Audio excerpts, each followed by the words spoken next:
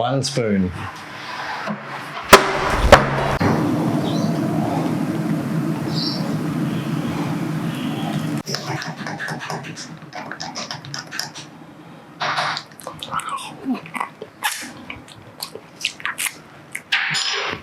Oh yeah, follow me for more great Australian recipes.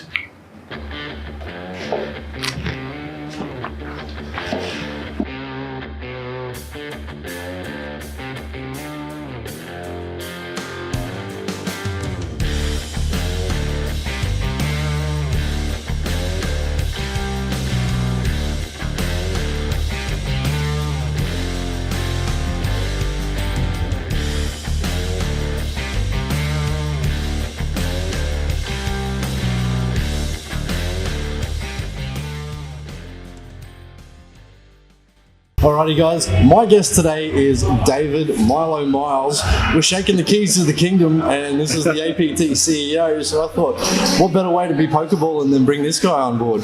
Well, welcome to the show, Miles. Shaking the keys. Shaking the keys.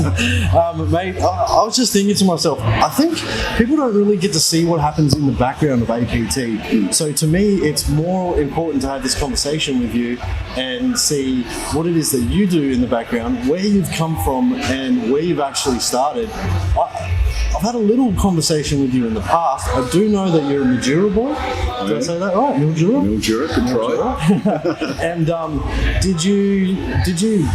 were you a tournament director, an owner, or what part of poker were you? Let's rewind the clock a little bit. What part of poker were you back? Yeah, back in the day I was a very enthusiastic poker player after Joe Hasham won the World Series of Poker and main event, as everyone was, I suppose. So that's 2005. So probably around about 2007, MPL had a franchise in the Mildura area. It was the Sunraysia region of Victoria. It was run by Brock Gledhill, and it boomed.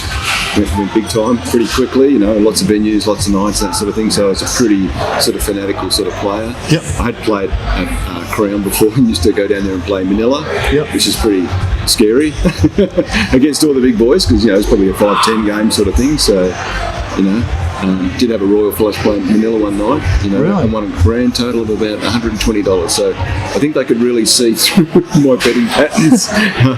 But that game played pretty big. But did Jackson in Manila, or is it just because there's so many players. You can play more than 8 players in Manila. The way it's played, and there's betting on every card basically, and you can get some massive pots. So that was sort of my introduction to poker originally, and then obviously with the World Series of Poker and Passion and all that sort of thing coming on. Well, traditionally in Australia, Texas Hold'em in the last 10-20 years has probably been the game of choice. However, your game of choice is the mixed cards, isn't it? It is. It's the mixed game. So you like playing your 7 cards, you like playing stud and all those sort of things.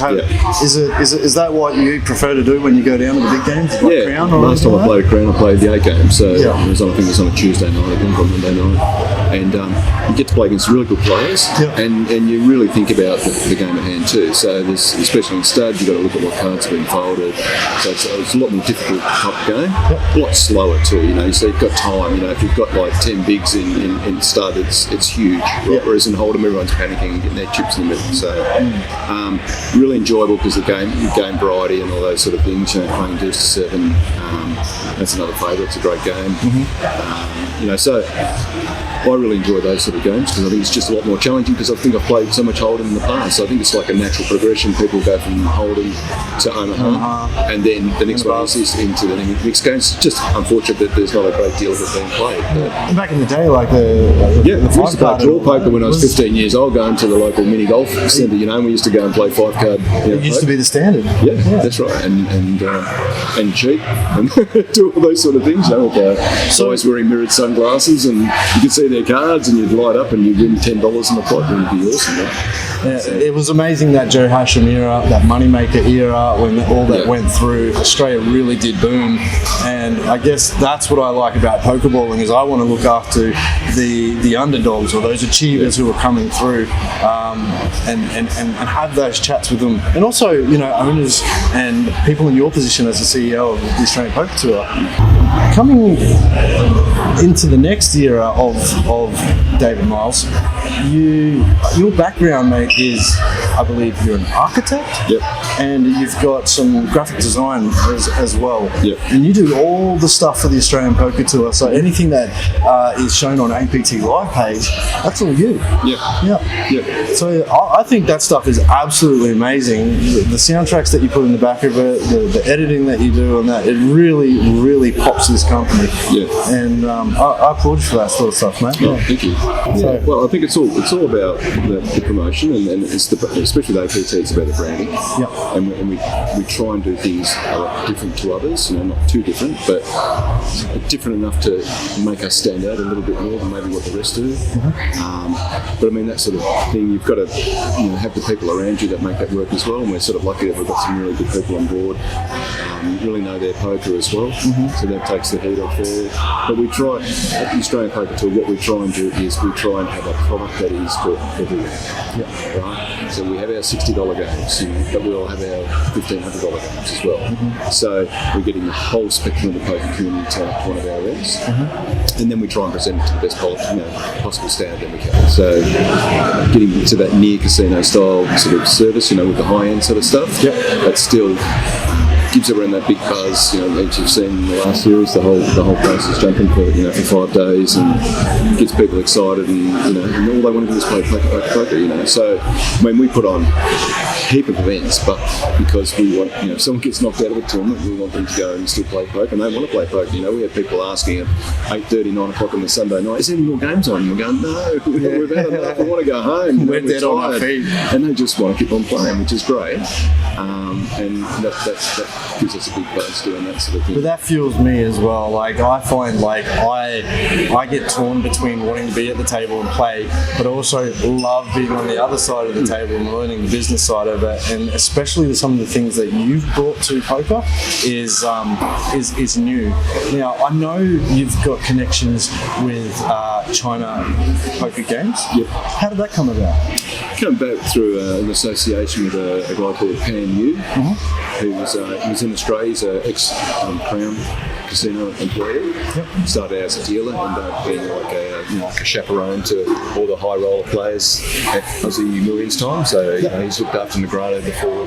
He's looked after all these sort of people. So that was one of his roles working there. So therefore, he's really into that.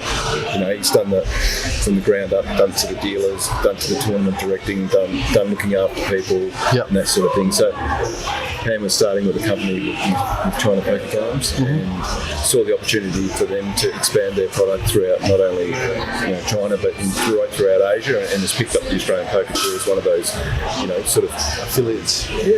One of the prongs in their armoury to expand the whole poker product right through our whole region. So that's done with the organisation Poker Tournament Union. Now, I've looked into this a little bit. Now, this the CPG is basically they're running a little bit of a hut in partnership with the APT. But when I seen some footage of you in China, you were on stage with a lot of other owners and companies like the APT. In fact, I even seen the World Series of Poker. Was he an owner or something? He was a guest WSOP tournament director. Okay. So he was there. Dennis Jones, sorry. Dennis was there as an invited guest. Him and his wife, and they brought him over there to oversee all operations of the tournament floor and all that sort of thing. And I think he's done it a couple of times now, so he loves going over there. He runs WSOP circuit events back in the States when they're running. On behalf of WSOP Plus, also works, I think you've probably seen him in the footage for the series. I think he was called to the table recently with Dario Sammartino, where he got the incorrect call on chip count, when there was an all-in deal. Said it was 19k, but it was really 19 million, but it was really 23 million. But he got involved with that. Really nice guy, very humble. But he goes over there and represents, or is probably employed, or does maybe a good Samaritan thing maybe with the WSOP in relation to CPG as well. So they're very studious over there. Like their tournaments are run footwork, precision, everything's to do with procedures. Yep. You know, and they've got a million people working for it, which is great. It's something to see though, like how smooth it's run and how just everything's clockwork. Yeah. And nothing's missed. And it's really unique. Well, it's really the pinnacle of poker, isn't it? Well, they're the biggest in China, right? And they're the best. And CPG. yeah, CPG, yeah. And I mean, they've got grand plans of expanding their product, and that's what we've picked up. And there'll be Japan will be included. Yep. Vietnam, so much poker into India as well. Poker's starting to become very big in India. Yep. They play a different sort of game there at the moment, but Texas Hold'em is starting to take on. So to my understanding, the app that APT uses and this new technology that you've brought in incorporates all of these other tours as well. Yes. Whereas I can log on now from Australia, and I believe that over in China, they're just about to start a tour. That's right. And you can see what's happening, the players, the scores, and all that sort of stuff. Yep. It's a really, really powerful tool. Yeah. And it's kind of a live. I mean, I've seen it in the online era as well, where there's unions, but this is kind of a live format union, isn't it? That's right. Where you're all connected. And we're not relying on the online component for us to build the tournament. That only feeds the live event as such. Yes. The core of the business model is the live tournament as such. Mm-hmm. And in time, when regulations changed and the IG task force goes away and all things great, AC may have disbanded or whatever happens there. Yeah.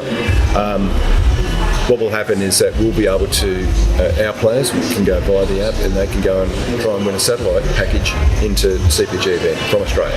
Fantastic. And vice versa. So we'll all have, all the tournament unions will have their own golden month. So we'll select a month of one of our series events, and it might be the Gold Coast if we want them to come and have some nice weather in May or something like that at the Gold Coast, or in Sydney or wherever we are. We'll pick out a series, and then all those other unions will be sending players to that series. So we've already come from Japan and 30 from Vietnam, so we'll have a massive event. That's the idea. Yeah. And then at our series in future, each event will chop and change. We'll have a game or a couple of games set aside for satellites into Japan, right? And the idea is to do as what we did last year when we went to the year before, I can't remember now, so long ago. Not 2019. 2019. Yep. Hey guys, I really hoped you liked that interview. That was part one with David Miles, the CEO of the Australian Poker Tour. We do have part two coming and possibly part three. It was a huge interview, so we did sit there and we probably spoke for about 45 minutes. So stay tuned, guys. I am going to shoot the next one out of Poker Balling episode 2, part 2 with Milo, and it's been great for you guys to watch these things, and I hope you have a fantastic time at the upcoming Australian Poker Tour 2021 Brisbane. I love you guys. Thanks. Bye.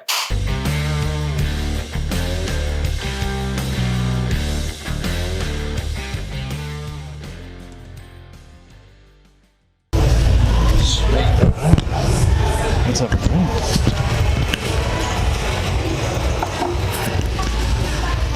Good luck to getting through this in one take. We'll do as many as we can. This is the first drink I've had this year. This year, you probably deserve it, mate.